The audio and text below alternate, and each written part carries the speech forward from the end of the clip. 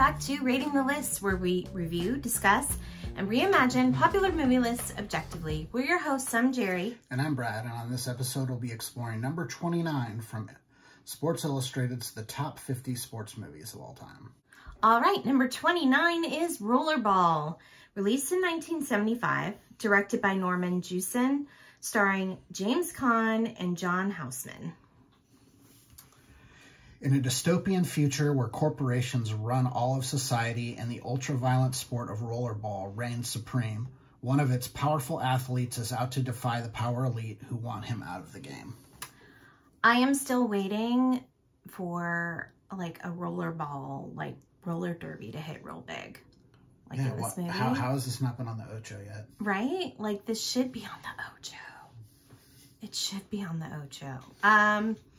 Sci-fi roller skating movie, like, yeah, was pretty lost through this whole movie. Yeah, so this movie felt like it wanted to say important things, yes, and it doesn't really carry through. Like, you know, there's this undertone of, you know, autocracy, and, you know, it kind of should resonate in today's society with, you know, the political landscape and that kind of thing, but it really doesn't.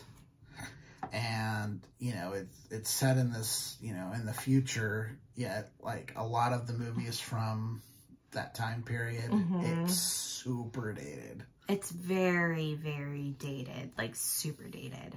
Like, there's a lot of films around this, sci-fi films around this time that did not look this dated. Like, I mean, look at what 2001 that came out in the 60s. That looks so much more futuristic than this movie. I mean, I know I'm talking about like a award-winning epic movie, but like I feel like they could have done better. This is a major studio release. Norman Jewison was a big time director. This movie had a budget. James Caan was a huge star at the time. He's just coming off of, you know, just in the past couple of years, he was in The Godfather, so he was a big star at the time. This is a big kind of summer tentpole kind of movie, so it should have been better than it is. It had, like I said, it had it had a message it wanted to tell, and it just doesn't carry through on it. It's really kind of a jumbled mess. It doesn't really say anything. It kind of implies that you know things that are happening already, which is not great in a science fiction setting.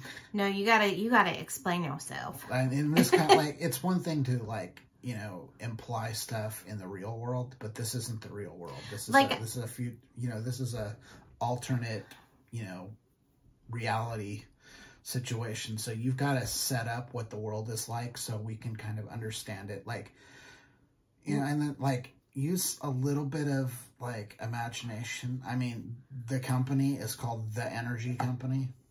Hella generic. Like, really? Well, and then it's like, okay, so they're doing a thing with the women. I don't know what they're doing, but they're doing a thing. Because the women were either property or robots or didn't have a mind of their own. I don't really know. Yeah, and it's like everyone's kind of like semi-controlled by some drug that looks like a Tic Tac. I thought it looked like more like an Altoid. Or an Altoid, you know, just like it was a breath mint, basically. And it was just, it was unclear as to what the effects of the drug are, the side effects, like what does this drug do? Is it to pacify people? And we both, while we were watching it, we really said, like, this movie wants to be a Brave New World. Yeah, it's like the person who wrote this, like wanted to make a Brave New World, but they only read the Cliff Notes. And they wanted to missed a huge part. They wanted to make 1984, but they only read the Cliff Notes. So it's just, it doesn't, like, the messages that it was trying to say don't carry through. It does everything at such a superficial level that you don't really get a sense of any kind of cohesive narrative in this one. The only thing that you get, like the biggest thing is Like James Caan is like, he's like the Michael Jordan of Rollerball, right?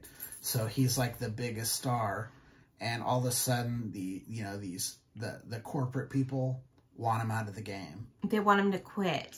But there's no real kind of discussion as to why. Is it because he's so popular that they fear his power? That's what I think it is. It probably is, but they don't. Because when you get to the end, yeah, everybody's chanting him on. Right. And I think that at that point, yeah, if he decides to do something prolific, people will follow him, and that's what the corporation didn't want to have. You've got to set that up. And right.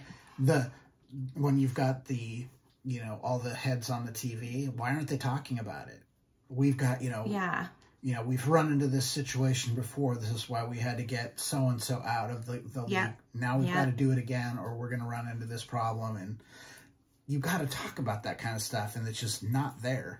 And the aesthetic of this movie, reminded me, just the aesthetic, not the production or anything like that, but it really reminded me of Wes Anderson.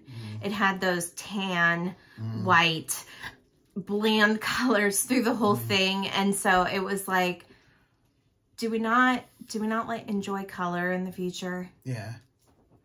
It was a little too Brady Bunch for me. Yeah, yes. I mean, the style was definitely 70s. Yeah, like you couldn't escape that this was the 70s. Yeah. It was also very violent at times. Well, I mean, I know that, right, I know it was, this dangerous rollerball game, but it was like shocking violence. I don't know how to explain it, but it was more visceral than most. The thing to me is like sometimes the hit was just a hit, and then all of a sudden like the guy dies. Yeah. And it's like it was inconsistent as to how the contact and all of that happens inside, the rollerball rink. Yeah. Like, why is it sometimes like fatal or even like causes serious injury, and other times it's just a normal body check? Yeah. It's very bizarre.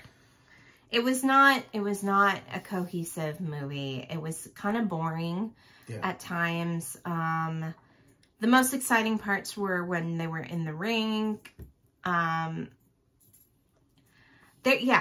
really feel like this was trying to say something, but it just didn't say it well. And the funniest thing is this is kind of for me the kind of movie you remake. So really, it's got a good idea, and guess what they did in 2002? They remade this movie.